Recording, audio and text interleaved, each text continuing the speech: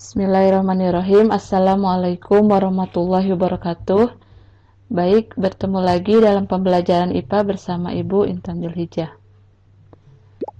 Selamat datang di channel Kuota Belajar. Sisihkan kuotamu untuk belajar.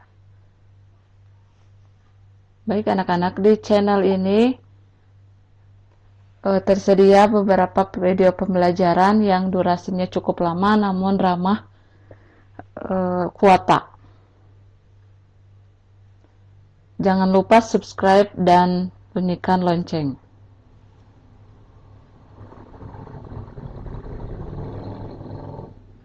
Baik, kita mulai dengan pembelajaran IPA terpadu dengan materi kali ini yaitu klasifikasi makhluk hidup.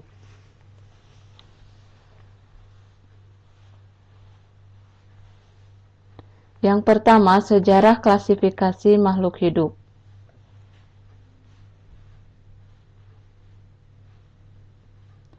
Menurut Aristoteles, seorang filosof Yunani yang bernama Aristoteles membagi makhluk hidup dalam kelompok tumbuhan, yaitu makhluk hidup yang berklorofil, terdiri dari pohon, semak, kelompok herba.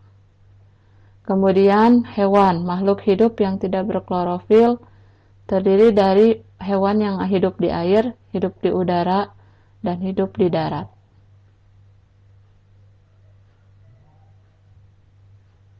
Nah, ini bisa kita lihat tadi pembagian klasifikasi makhluk hidup menurut Aristoteles. Di sini ada contoh tumbuhan, kelompok tumbuhan, ada yang termasuk herba, semak, dan pohon. Kemudian kelompok hewan, di sini ada hewan yang hidup di darat, contohnya di sini tupai. Kemudian yang hidup di udara, contohnya burung, dan hidup di air, contohnya ikan. Kemudian sejarah klasifikasi yang kedua menurut Carolus Linnaeus.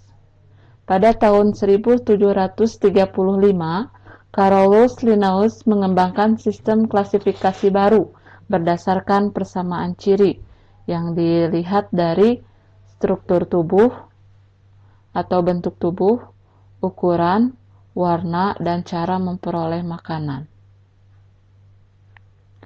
Nah, apa itu klasifikasi makhluk hidup dan tujuan dari klasifikasi makhluk hidup? Klasifikasi makhluk hidup adalah suatu cara mengelompokkan makhluk hidup berdasarkan kesamaan ciri yang dimiliki. Nah, adapun tujuan dari mengklasifikasikan makhluk hidup adalah untuk mempermudah mengenali, membandingkan, dan mempelajari makhluk hidup. Apa yang menjadi dasar-dasar klasifikasi? Klasifikasi makhluk hidup berdasarkan yang pertama, persamaan dan perbedaan yang dimilikinya. Yang kedua, ciri bentuk tubuh atau morfologi dan alat dalam tubuh atau anatomi. Yang ketiga, berdasarkan manfaat, ukuran, tempat hidup, dan cara hidupnya.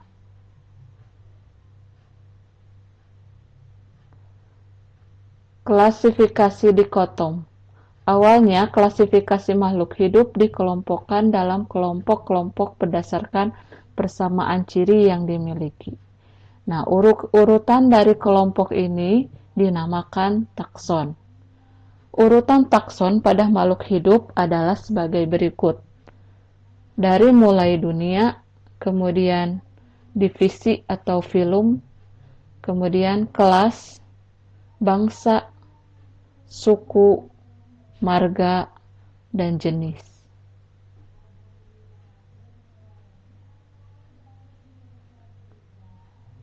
Contohnya takson pada hewan. Yang pertama, misalkan kucing. Kerajaan atau dunianya adalah Animalia.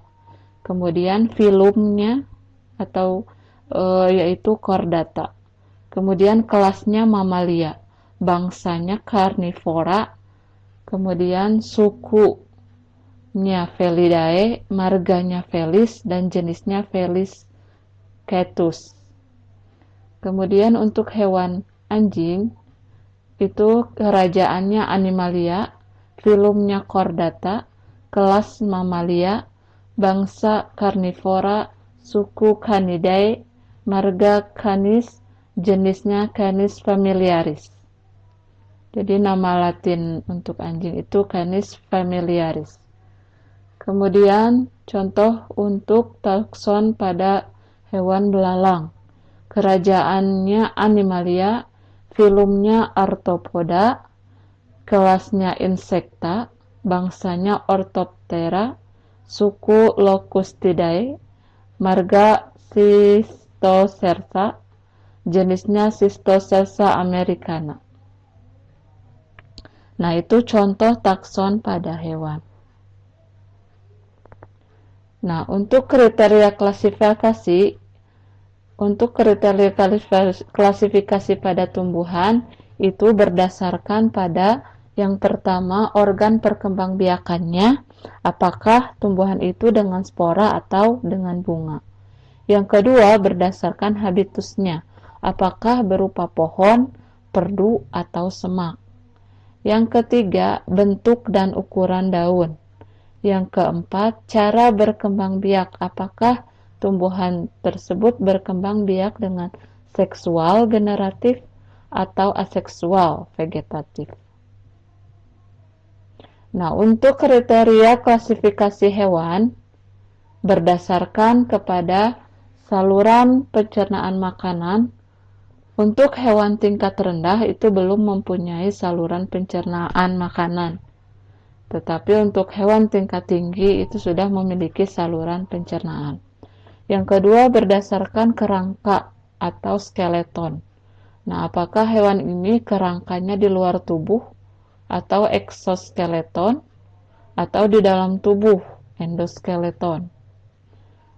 Klasifikasi hewan yang ketiga berdasarkan anggota gerak, apakah berkaki 2, 4, atau tidak berkaki. Kemudian kunci determinasi. Kunci determinasi merupakan suatu kunci yang dipergunakan untuk menentukan filum atau divisi, kelas, ordo, famili, genus, atau spesies. Nah, dasar yang digunakan dalam kunci determinasi adalah identifikasi makhluk hidup dengan menggunakan kunci dikotom. Nah, apa itu kunci dikotom? Kunci dikotom itu berisi keterangan yang disusun berpasangan dan menunjukkan ciri yang berlawanan. Contoh di sini kunci determinasi pada tumbuhan. Di sini ada beberapa tumbuhan, ada lumut, suplir, jagung, kedelai, terung, melinjo. Nah, dari tumbuhan ini ada yang berspora, ada yang tidak berspora.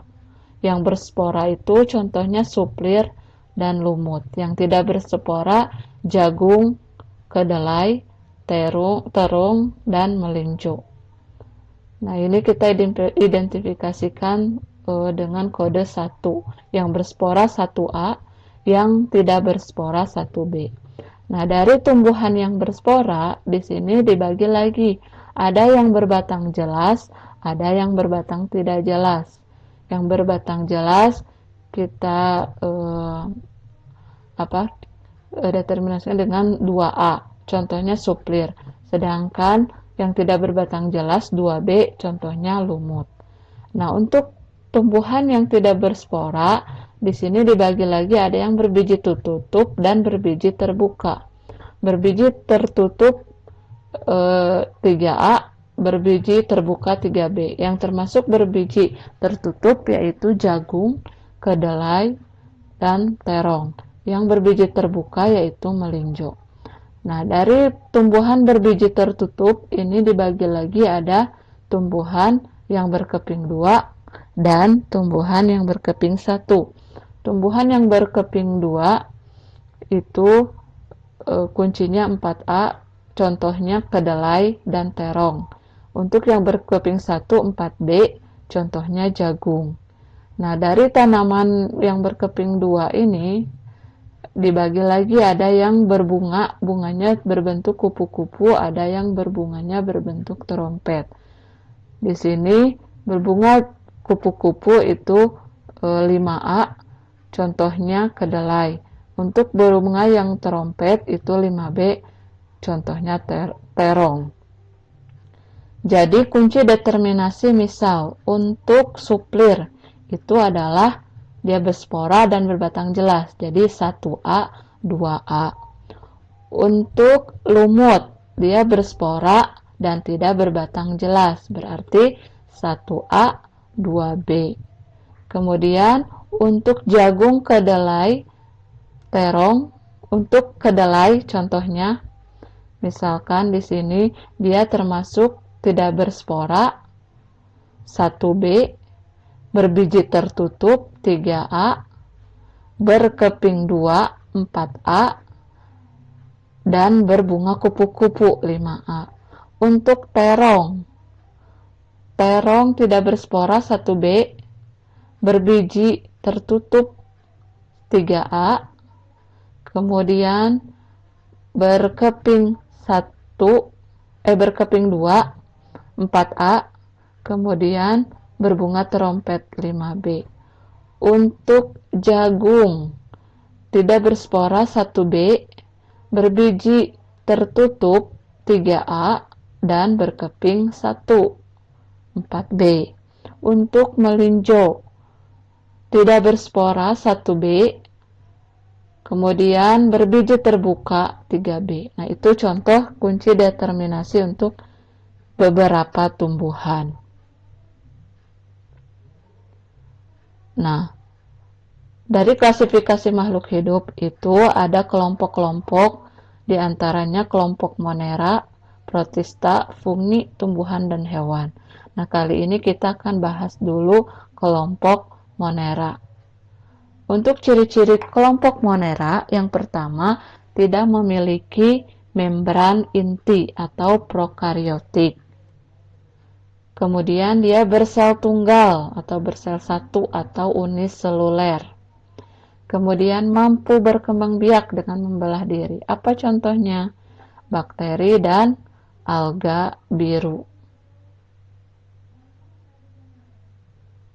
Nah, di sini contoh untuk kelompok Monera. Kemudian kelompok yang kedua itu Protista. Ciri-ciri kelompok Protista yang pertama memiliki membran inti atau eukariotik, kemudian bersel tunggal uniseluler, mampu berkembang biak, contohnya amuba, euglena, dan paramecium. Ini amuba bisa berkembang biak, kemudian euglena dan paramecium. Kelompok yang berikutnya yaitu jamur atau fungi. Ciri-cirinya tidak berklorofil, berspora, tidak mempunyai akar, batang, dan daun, hidup di tempat yang lembab, bersifat saprofit. Contohnya ini, jamur. Di sini ada jamur yang suka digunakan untuk makanan juga ya, yang ini jamur. Nah, itu adalah kelompok jamur atau fungi. Nah, itu materi klasifikasi makhluk hidup sampai dengan kelompok jamur. Untuk kelompok tumbuhan dan kelompok hewan akan kita pelajari di pertemuan selanjutnya. Di seri klasifikasi makhluk hidup lanjutan di pertemuan selanjutnya. Itu saja materi yang bisa disampaikan. Terima kasih, mudah-mudahan bermanfaat. Assalamualaikum warahmatullahi wabarakatuh.